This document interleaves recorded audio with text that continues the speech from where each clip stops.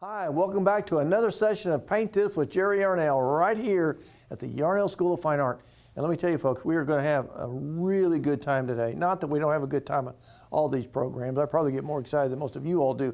But there's something about this particular type of painting that really inspires me the most because I love outdoors. I love the autumn and the fall colors. I think most of us do to some degree. I like winter as well. Of course, I like all the seasons, and I think that's one of the reasons I like living in the Midwest. We get to experience each and every one of the seasons at their full strength. So that's kind of the fun part of being here. What we're going to do is a beautiful painting. It's called Ablaze with Color. It's going to be a beautiful autumn scene up in the high country, and it's going to be a lot of fun. There's a lot of elements here of composition. Now, what I'm getting ready to show you is the original over here that I did. So I want to give you a little explanation right quick. This is a larger version. This is a 24 by 30 vertical. It's a much more complicated painting. This is one of my museum pieces. You might say I have, basically two careers. I have my fine art career and the teaching career. This is part of my fine art career. I want to simplify this to make it more student friendly. So when we shrink it down over here, we're going to go down to an 18 by 24, same basic format in a vertical format, but we're going to simplify it so it'll be easier for you all to understand it. And then all the technical things come in. Technical things are important when you paint. And again, I just get so excited because I want to share with you some news about this last year. I had well over 100 students that have won over 100 awards this last year in all their local shows, fairs, actually more than that, and some very high up shows. So I'm really proud of my students because they're taking these technical things and turning them into true fine art pieces, and that really translates into a better quality painting, more awards, better sales, and you just feel satisfied that you're doing a better job. So remember, what we're learning here isn't just slapping color on, having fun, although it is fun. There's a lot more behind the scenes, and that's what we're going to learn today, starting with just simply understanding the graying of your canvas. Why do we do that? Well, white canvas is hard for the human eye to see color real well. It's better to work with a neutral tone. I like to use a gray. Some artists will use a brown or an oxide, red oxide. Some use all kinds of things. There's no real rule. I just like gray. I like a warmer gray like this. This is made out of burnt umber, about a fourth as much ultramarine blue, and some of your white to get whatever value you want. You can make this a little darker, a little lighter, but that kills the white canvas and it makes it easier on your eye to see color. Same reason why I like a dirty palette. If you look down here, I continue to use the same palette over and over. Now, if you're brand new, you're thinking, oh, why does he work so messy? I can see my mixtures better because it looks like part of the painting down here, as opposed to just white. So that's why we do that. You'll get used to those things eventually.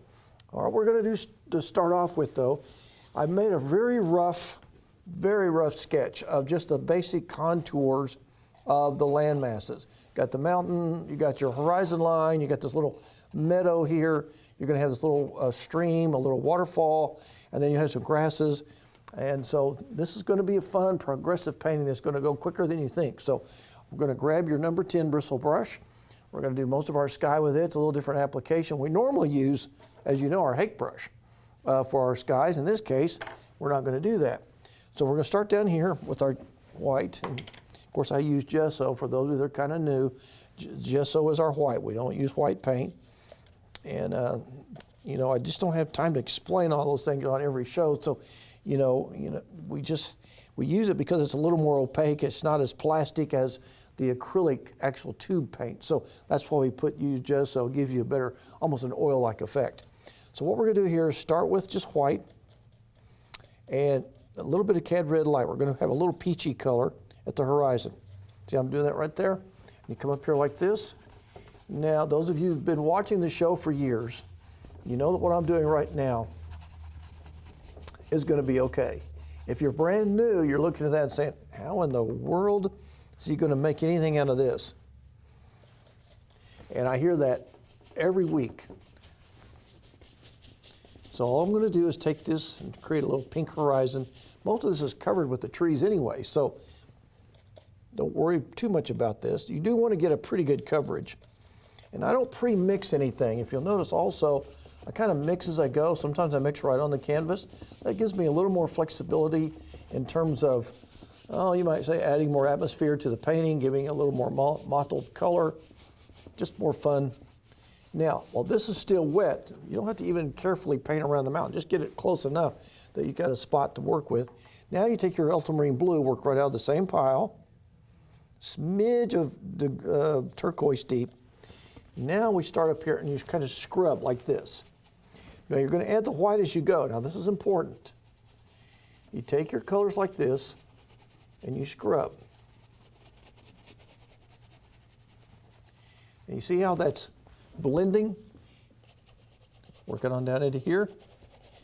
Work your way up. As long as you're using what's called the chisel edge of the brush, you'll be fine. You just take a little white and the blue as you go.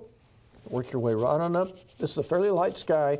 Now let's talk about some of the first technical things. This is going to be, like I said, a little more of a technical painting because there's a lot of applications that some of you aren't familiar with.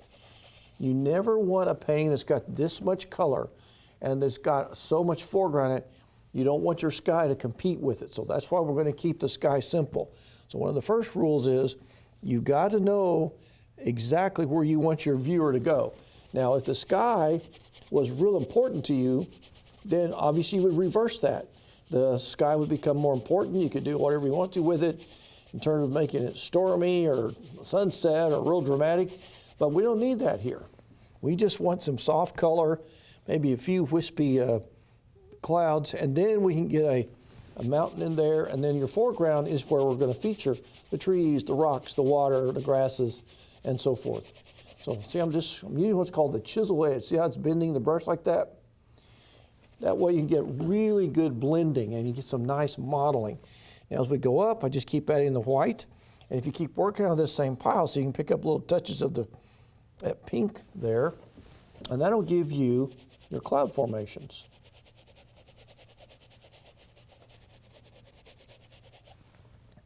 Just keep adding a little bit of white to the mix and just keep building it. I love painting skies like this. These are a little bit more like an oil painter sky, frankly, and that's fine. You know, acrylics are now being accepted more and more all around the country. I mean, I took a real beating early on with the working on acrylics. First of all, you know, a lot of people didn't think they had credibility, but now that they've been around for, 50, 60 years, they're really starting to have some credibility as a good, solid fine art medium, archival, and which archival means museum quality. You can really have some great paintings with these now. So if you're a die-hard oil painter, more power to you. I love a good oil painting. We still do those a lot. But if you want to try acrylics, don't be afraid of them. Now I'm going to add some more blue, because I just want to kind of create a what we call a mottled sky.